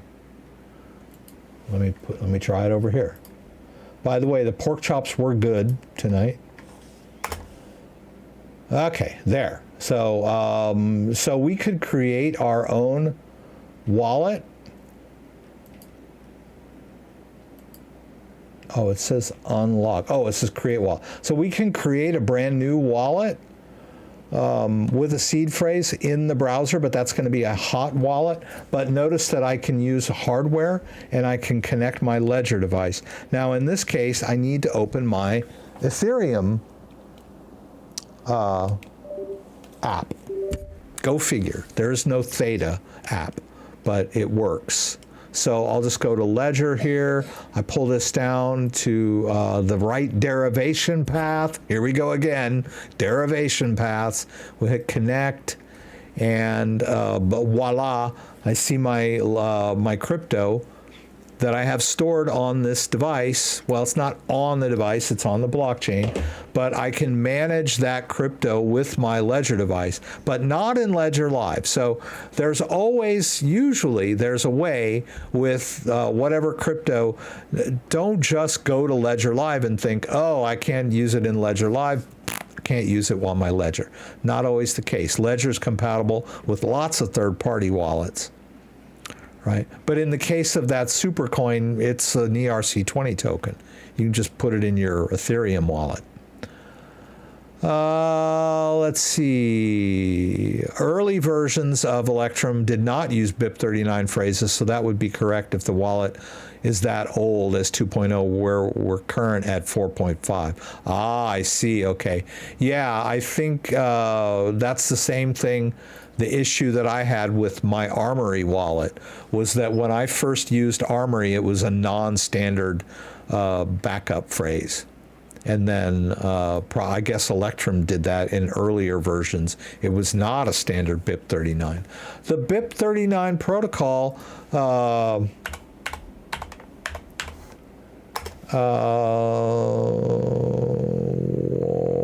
let's do wiki. Yeah, whatever. I was trying to get a date on this. I'm not sure when these came out exactly, but I don't know exactly when they came out, but it was maybe 2013 or sometime after, not that long after. So yeah, but ever since we've had the BIP39 protocol, backup phrases have become standardized. They weren't always that way, right? I'm looking for a wallet that has a lot more future with development and remain as active as Bitcoin Sats development. Yeah, that's kind of a tough requirement to just throw out in your research. Most wallets are going to tout their security, usability, that kind of stuff, as opposed to their functionality and codability and that kind of stuff. But the Ledger platform, and like I said, I'm not a huge fan of Ledger Live, but the Ledger ecosystem, Ledger has been very active in the development community over the years, working with developers to allow developers to use their tools to create apps that are compatible with the Ledger device. That is why we have so many third-party wallets that work with Ledger, because of that community support that Ledger has been committed to over the years. So for compatibility with developers, I think Ledger is still up there. You know, like I said, a lot of people don't trust Ledger anymore. They didn't realize that they always had been really basically trusting them. And the whole thing about crypto is you're not supposed to trust anyone or anything. That you're supposed to verify, not trust. That's all well and good, but when it comes to a hardware device, we're kind of in limbo there. We're not pure crypto, and we're not pure, physical, right? We're dealing with a device that runs cryptographic functionality inside its, in the guts of it. Do we want to keep that secret, or do we want to make that like fully open source? That's a design decision. But everyone all of a sudden is a crypto expert now, and they all say we shouldn't trust Ledger because it's not open source. But so who am I to argue with all these armchair experts that tell me the ledger's not safe anymore? Well, I am. I don't agree. I think it's just as safe as it's always been. But that's just me. So anyway, yeah, I mean, as far as a company that works with developers moving forward in time, notice they've got the Bitcoin there. The Bitcoin Ledger app, and I'm talking about, when we go into my ledger and we look at the, I need to authorize this on the device. When we look at the Bitcoin app, this is the device, right? We're looking at the device. See, this is a graphical representation of my device and what apps are living on the device itself, right? This is the software that runs on the device. Notice that the Bitcoin app is here. Well, the Bitcoin app is constantly being updated, right? You can see right there that there's updates to the Stellar app. So these are constantly being updated.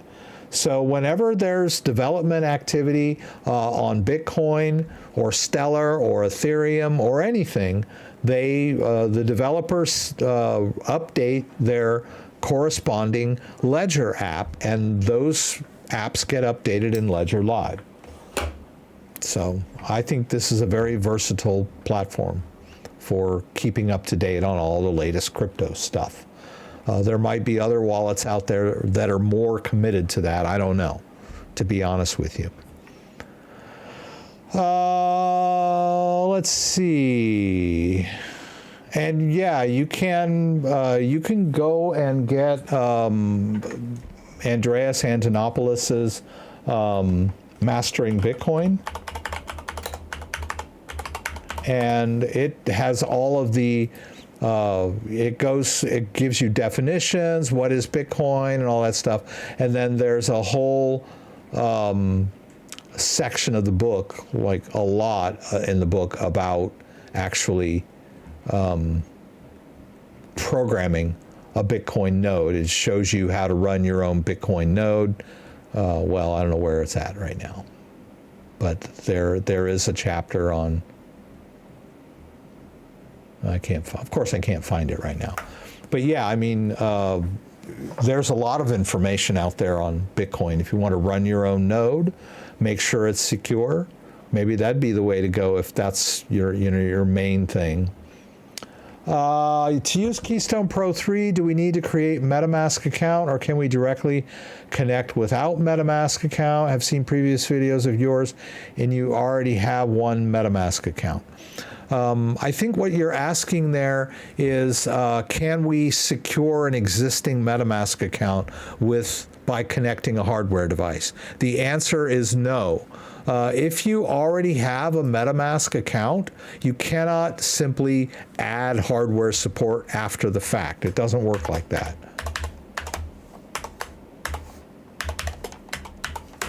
If we have a MetaMask account that's got some whoops. Oh, yeah, that's what I was trying to do. So if we have a MetaMask wallet, or you can think of the MetaMask as a wallet, but it's really can manage multiple wallets. So if you look in each account is an individual wallet. All right. And so this base account is a standalone account. The private key is on my computer. This account here, the one that says CryptoDad Main, is also a standalone account. You can see that I've connected a Trezor and it's created its own account. Now this account is only this account is protected by the Trezor. Attaching the Trezor does not automatically make this account hardware protected. So the same holds with the Ledger too. You can see I have a Ledger account over here. This Ledger account, only this account is protected by my Ledger device. My ledger device does not suddenly make this other account hardware protected, right? Only the accounts created by the device are hardware protected. So if we wanted to add an account and we added the keystone, which I think you can do, well, maybe not. Oh, I guess it would be this one, yeah. You could do that, but it's going to create a brand new empty account that you can use in MetaMask, but it will not protect an existing account. Whatever you already have in MetaMask needs to be transferred into this account, if that's what your intention is. Right? You cannot simply add hardware support to an existing wallet, right? That existing wallet already has a seed phrase, right? The hardware device has its own seed phrase. So I hope that's clear if that makes sense, what I'm telling you that way. Yeah, when you add it as account number 2 or whatever, in your case, maybe you only had one account. Account 2 is now protected by the hardware device. Account 1 is still standalone, right? It doesn't protect both accounts. Is it safe to use Theta Wallet? Yes, it's safe to use Theta Wallet because I have, whoops, wherever it went. I don't know why I couldn't get it to come up. Yes, it is safe to use because it's being protected by my Ledger device. My Ledger device holds the private key for this wallet. So the fact that it's a browser-based wallet means it's a hot wallet unless you're using your hardware device. When you use your hardware device, then, well, I mean, it's not that it's an unsafe wallet just because it's a hot wallet. It's a safe, even if I wasn't using my Ledger device, there's nothing unsafe about using this wallet. That what is unsafe is that person sitting at the computer. That's the unsafe part of every wallet. Are you keeping your computer safe and secure? Do you have malware protection? Do you have a firewall? Do you have virus protection? Are you not clicking on weird links? Right? Are you not revealing your seed phrase? Are you making sure you're on the correct site? All that stuff, that's the unsafe part, is that person behind the keyboard. The wallet is fine, right? I think that using the hardware device makes it more secure, but it's not an unsafe wallet to use if you know what you're doing and your computer is safe and secure, right? Nothing is unsafe unless you make it so. Is your example like using older Daedalus wallets and transferring to Ledger? I think that some of the older Daedalus wallets used kind of a non-standard seed phrase. If I recall, some of the older Daedalus wallets, the older chains, used like 25-word seed phrases, and they were not compatible with Ledger devices. But the more modern version of Daedalus can pair up with a Ledger device, and then your seed phrase is on your device, right? But yeah, in the case of an old Daedalus wallet that you want to protect with a Ledger, or use a newer version of the Daedalus, like whatever the chain names were, the Shirley chain, whatever all the chains were. It would probably be better to simply transfer any tokens you're using in the older wallets into the newer wallets. Yeah, you're going to get hit with some transfer fees, but Cardano transfer fees are, negligible, not very high at all, right? So when we're talking about transfer fees, we were talking about high transfer fees for Bitcoin and Ethereum earlier. Some of the newer chains, you don't even have to think about the transfer fees, like the Avalanche chain, the Solana chain, the Polygon chain or Matic chain, or the Cardano chain. The fees on these networks are so low that it's really nothing you should, keep you up at night about, right? If you need to move from one wallet to another, it's not a big deal. I tried putting Chalista on my ledger. It's an ETH token, but my exchange doesn't accept the address. It says it's not a correct address. It depends on the network. Let's look at Solista here real quick.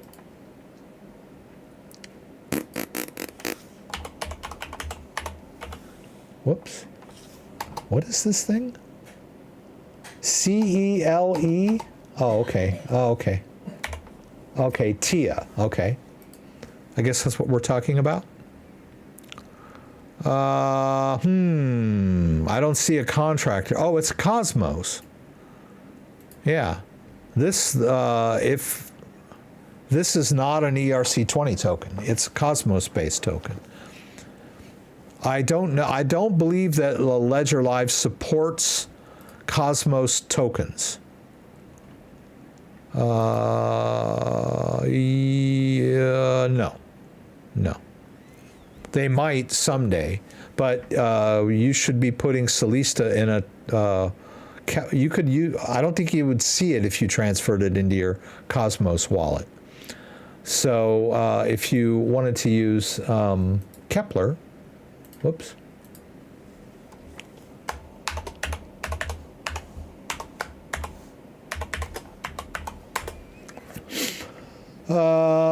Let's see here. Add more. How do I add more? I thought I could add more. It's like I haven't used this. Well, add token. Is that what I want to do?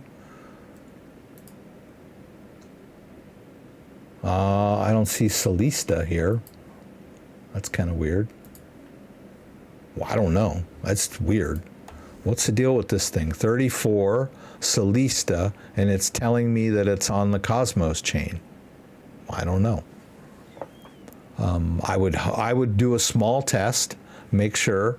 Yeah,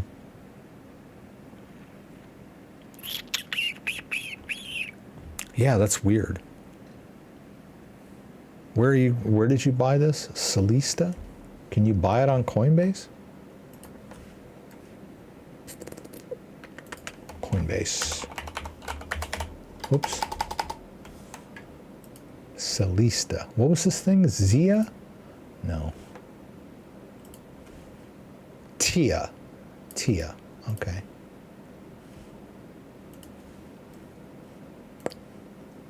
Oh, God. All right.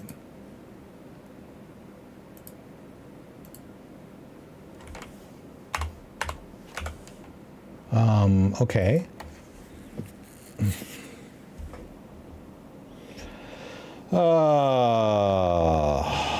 Okay.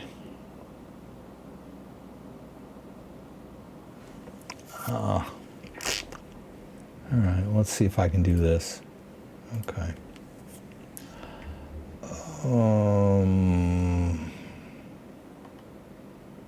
Let's do 30. Okay.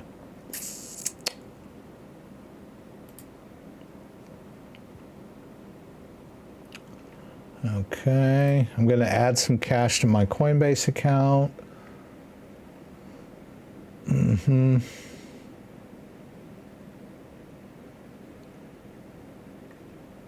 Okay, come on. Okay, thank you. And now we'll buy this stuff, whatever it is. Come on now.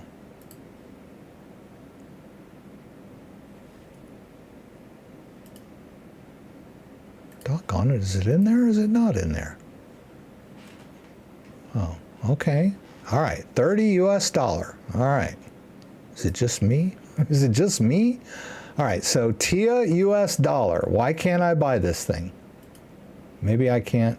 No. God, it's so weird. Oh, I got it. Ah! It'll only let me use US dollar coin for some bizarre reason. That's weird. Huh. Why is that? Okay. All right. That means I need to convert this. Okay. Ugh, come on, buddy. What are you trying to do here? Oh, okay.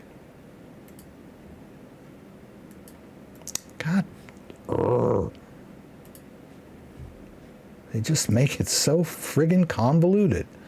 All right, so I'm trying to convert from, let me do that either. Okay, buy. Jeez, man. All right.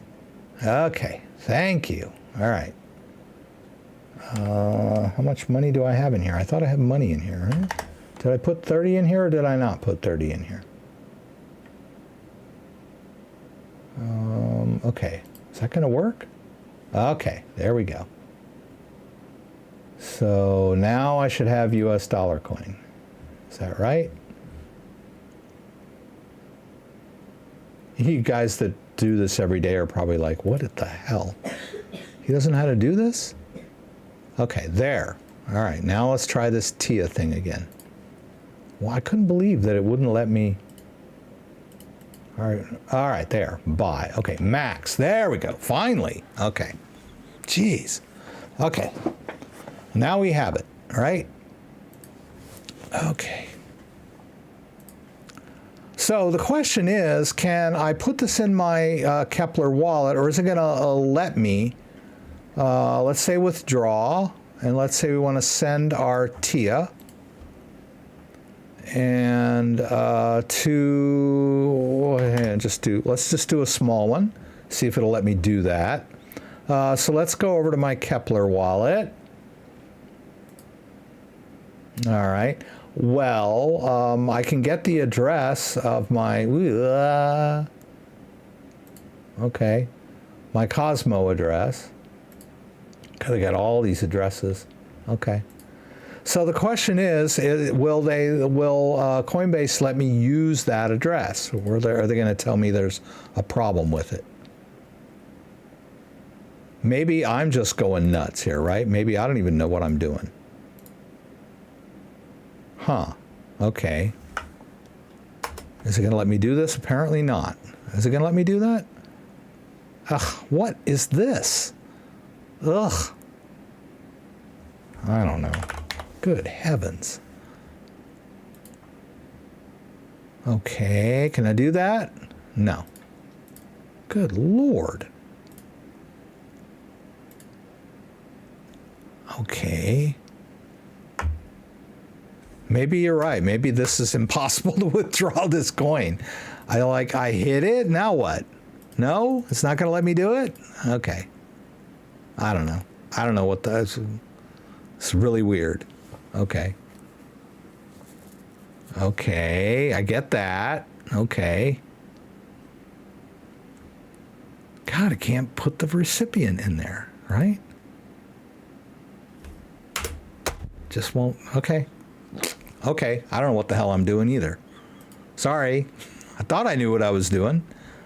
I mean, it says it right there that it's Cosmos contract address. Or secret. So yeah, I don't get it. Yeah. Yeah. Epic fail. Never mind, it's Celestia.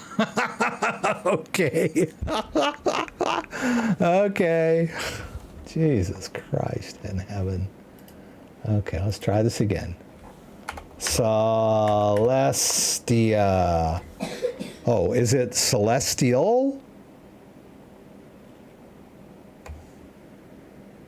I mean, I could have sworn you wrote Celestia on the up above. See, that's what I get, right? Is it celestial?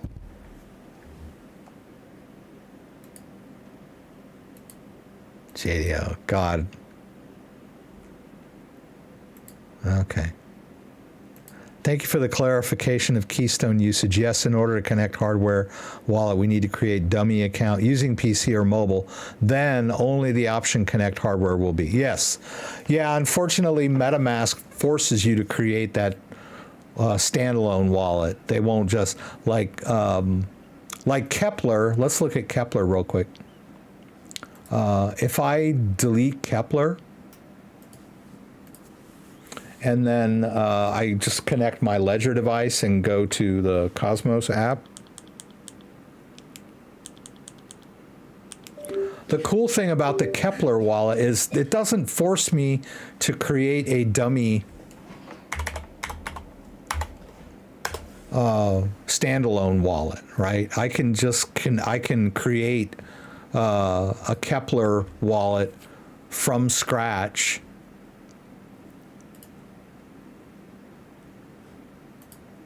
with my device, right? It doesn't force me to create that empty dummy wallet first. So it says create hardware, import existing, or connect hardware, which is cool because MetaMask doesn't give you that. MetaMask forces you to create a standalone wallet with the mnemonic. See, I can connect my ledger. We'll call this one Nano X, just for fun. We gotta have a hot password.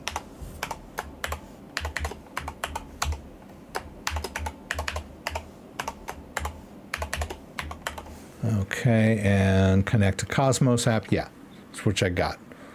Have the Cosmos app on my device. Wants me to unlock my ledger. We've done that.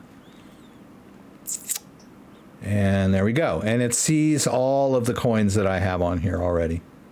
Bunches of them. Where is that one that we were looking at earlier? I don't see it. I don't know what I was doing earlier. Okay, well, let's just hit save, right? Save. Right, so we can pin it. Okay, yeah. And we're back in business, right? Which is cool. I like that. But yeah, MetaMask is weird. I don't know why it won't just let you create a standalone hardware wallet without having to create that dummy account. Yeah. TIA is the ticker. Okay, I don't know what the hell I'm doing. God, I bought a token on Coinbase, but it won't let me withdraw it. I mean, it's like, I don't know what the problem is. I'm looking right at it, right? I can see it in my portfolio. And when I hit withdraw, and I can choose the coin, but and I can put in the amount. But when I try to put in recipient and use my Cosmos address, it won't let me do it. It fills it, and then I'm stuck. Like, now what? If I go back, it's still not filled. I don't get it, because Bitcoin is like not like that or anything else. Anyhow, sometimes I do weird stuff, and then like I attempt something I've never done before, for the hell of it. Rex, I have DOT on Ledger. Which third-party wallet would you recommend to stake DOT with? Thanks. I'm not a huge fan of DOT. But if you're going to stake DOT, then I guess the way to do it is the Polkadot website.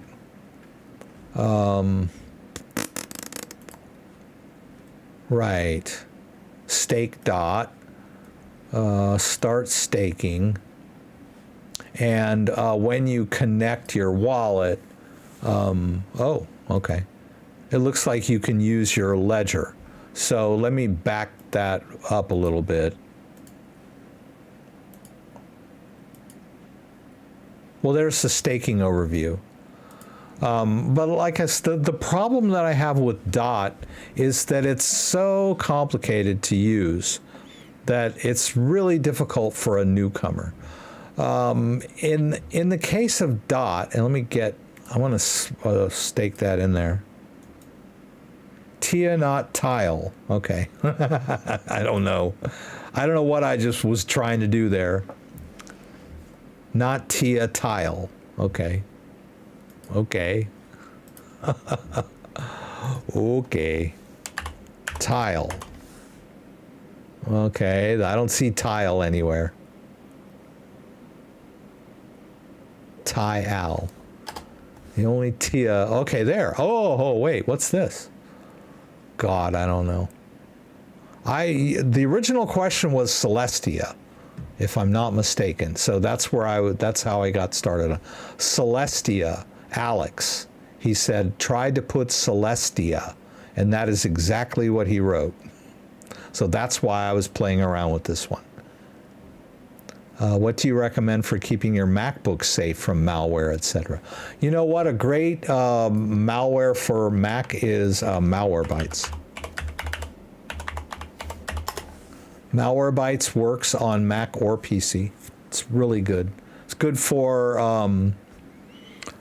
removing malware, and it, you can buy a subscription to it, and it will monitor for malware threats in the background, and it works for Mac and PC.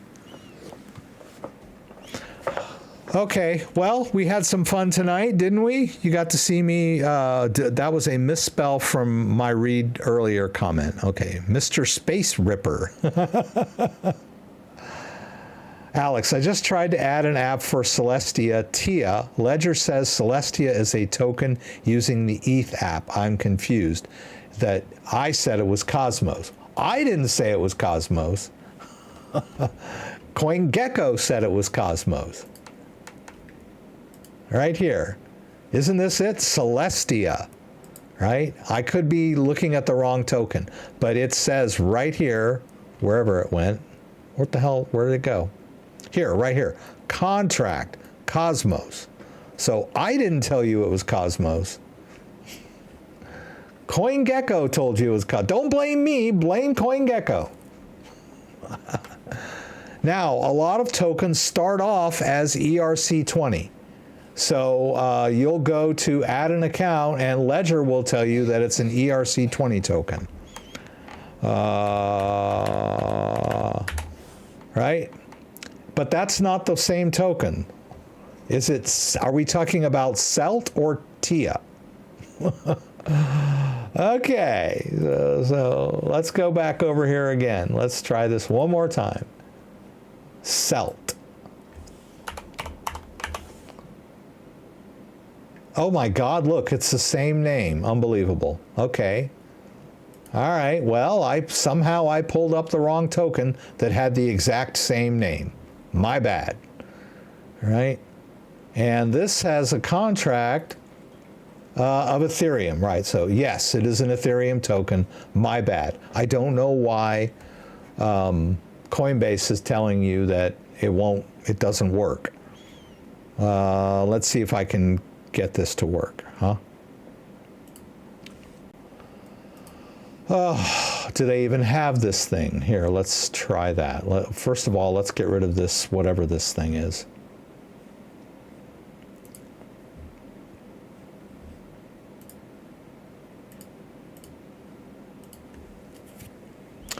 All right, so let's try this CELT. They don't have it on Coinbase, as far as I can see. I don't know what exchange you were using it on. But yeah, I'm out of time. I can't mess around with it. But I don't know why it would tell you that your Ethereum address is incompatible, unless it's using some other kind of network. Some tokens have multiple networks. You might want to check. And what were you trying to do, get it off of?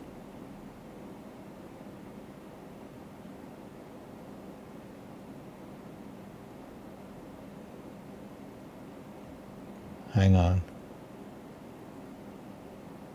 My exchange. You didn't tell me what exchange you were on, because I can't find it on Coinbase. Your exchange.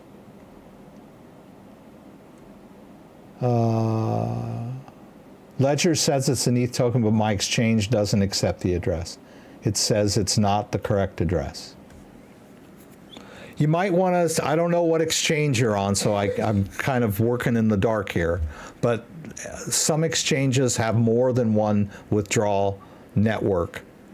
So, for example, if you're in Binance US, you can withdraw on the Ethereum network, the Cosmos network. Some coins have multiple networks. So you may be, their default might not be Ethereum. And to complicate matters even more, some old tokens, like for Theta, for example. Whoops,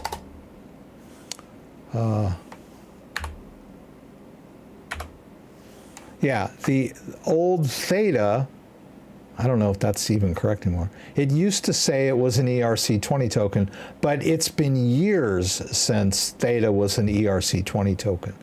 Back in 2017, a lot of projects started as ERC20 tokens. And so there is a version of their token on the Ethereum chain out there somewhere.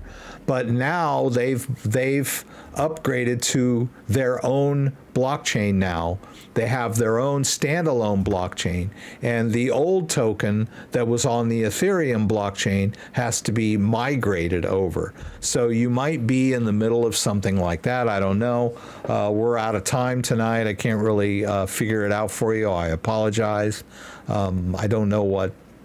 Maybe if you want to shoot me an email and tell me the exchange that you're talking about so that I can maybe try and figure it out, but it's not available on Coinbase, so I can't demo it for you on Coinbase. Sorry, I got messed up there. The address you tried to use started with Cosmos. Okay, well, yeah, I mean, it was a Cosmos address, so the Cosmos address always should have the Cosmos address on there. Like, for example, well, I don't have time, but yeah, some addresses are like that. They have a word in the front. But some exchanges reject that. That might be the issue. Yeah.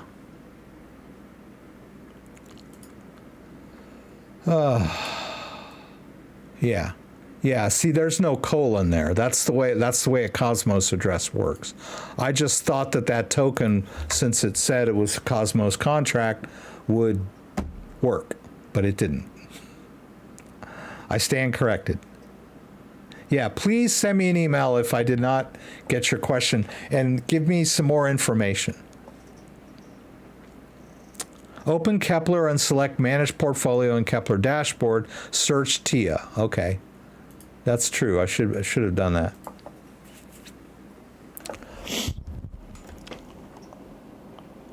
Oh, it has its own.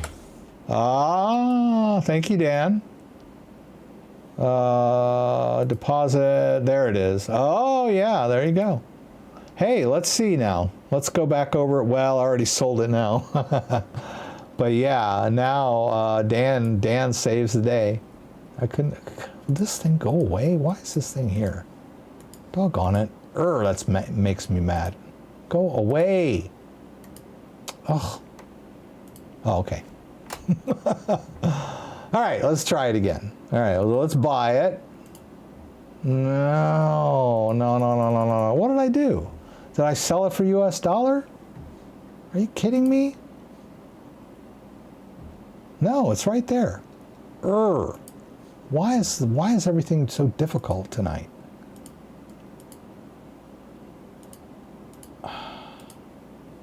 Oh, max. Okay. Oh, okay. Jeez. All right, let's try this now. All right, Dan to the rescue.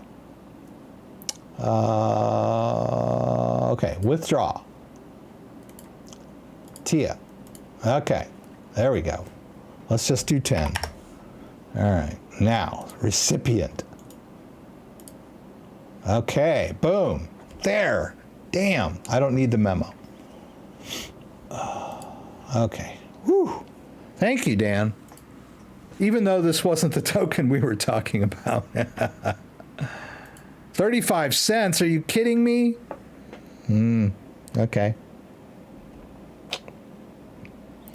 What are we doing? Coinbase. Okay, here we go. So we figured out how to use the coin that was not being asked about. The coin that I just pulled out of thin air. Okay. All right. Well, that was fine. All right. So now. Okay.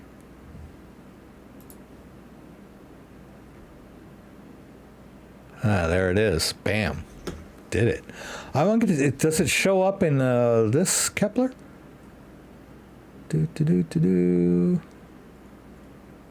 One new token found. Okay. There you go. Bam. Dan to the rescue. Thank you, Dan. Yeah, there it is. Even though that's not the one that was the that he was asking about. It has the exact same name. Yes, definitely. If I wanted to send that TIA back, then I would need the memo, right? When we're doing Cosmos Chain, when we're putting on exchanges, we definitely need to use the memo, right? So if we received Celestia, see, they give us a memo and an address. So yes, thank you for pointing that out, Dan. All right, well, I think I went above and beyond the call of duty tonight. Hope I didn't get too testy for anybody tonight. If I did not get to your question, please shoot me an email. My email is in the description of the video. Just scroll down to the bottom. My address is thecryptodad@gmail.com.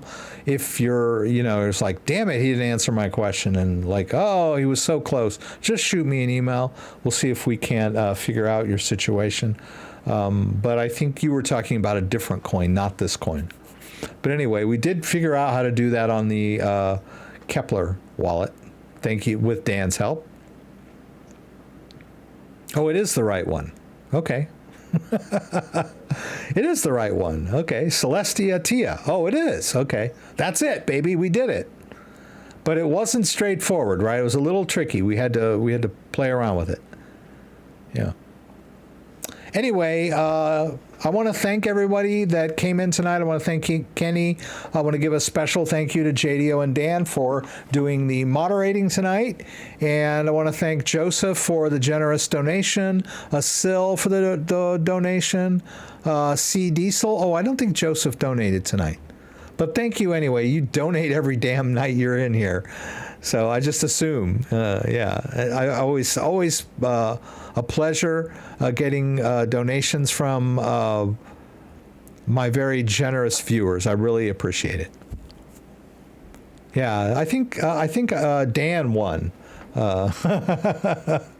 against Tia. It was fun. We got it. So yeah, we see it in our Kepler wallet now. Good for us. Right? We got our TIA in our Kepler wallet, and all is well with the universe. Oh, you can't see my screen anymore. If you like this video, give me a thumbs up. If you'd like to subscribe to my channel, I would appreciate it.